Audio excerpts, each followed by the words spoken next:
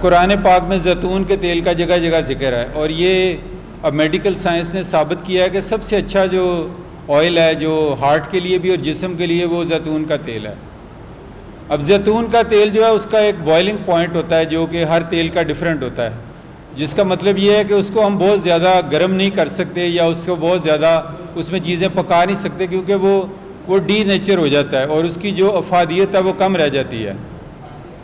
تو اس کا پیغام یہی ہے کہ کوشش کریں کہ بہت ہائی ٹیمپریچر پہ، جیسے تلی ہوئی چیزیں ہیں یہ بہت ہائی ٹیمپریچر پہ بنتی ہیں، تو اس میں جو بھی تیل یوز کریں گے نا وہ اس کی کمپوزیشن بجائے فائدے کے وہ نقصان میں جائے گی۔ تو اس کے مطلب اب یہ ہے کہ اس کا متبادل کیا ہے، چونکہ زیتون کا تیل نہ صرف مہنگا ہے بلکہ ہر جگہ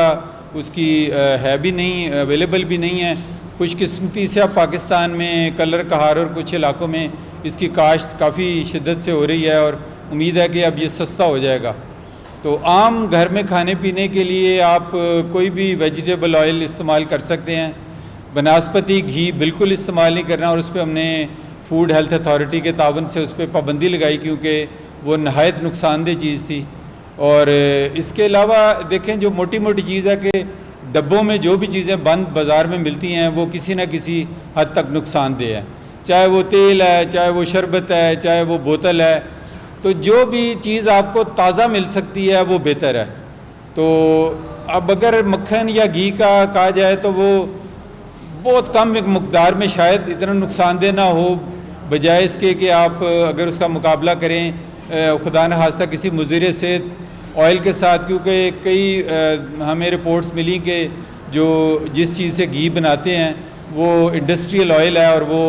فوڈ گریڈ کوالٹی کا آئل نہیں ہے جو امپورٹ ہوتا ہے پام آئل۔ تو اس لیے یہ ایک مطلب مشکل سا ایک ہے، کوشش کریں کم سے کم تیل یا گھی یا مکھن جو بھی استعمال کر رہے ہیں بہت کم ڈالیں، اور چیزوں کو تلیں نہ۔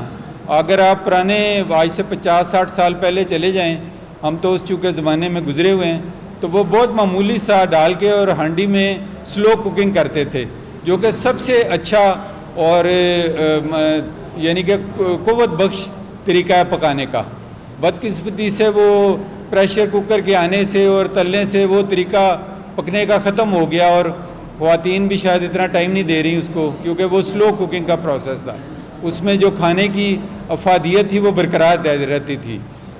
تو اس لیے یہ مطلب اس کا مختصر سا حل ہے، لیکن میرے ساتھی جو ہے شاید اور روشنی ڈال سکیں، کیونکہ یہ بڑا اہم ٹاپک ہے اور ہر ایک کو افیکٹ کرتا ہے۔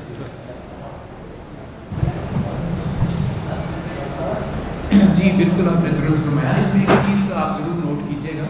یہ جو بینیفٹ ہے وہ بینیفٹ اتنا زیادہ نہیں ہے کہ ہم سمجھیں کہ زیتون کا تیل ہے تو جتنا مرضی کھا لیں۔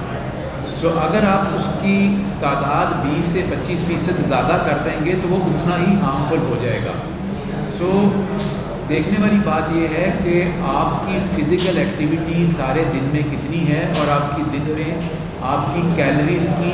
ریکوائرمنٹ کتنی ہے، کتنے حرارے چاہیے آپ کو۔ اگر آپ کو 1600 یا 1800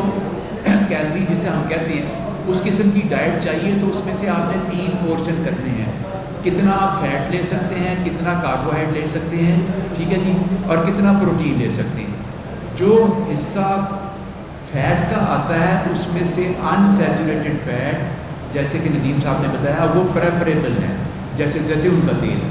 لیکن جو ان کا بینیفٹ ہے وہ مارجنل ہے۔ اس کے مقصد یہ نہیں ہے کہ آپ جتنا چاہیں اتنا لے لیں، تو آپ نے اعتدال رکھنا ہے اور اپنی ضرورت کے حساب سے خوراک لینی ہے۔ اگر آپ کا وزن بڑھ رہا ہے تو آپ اپنی خوراک سے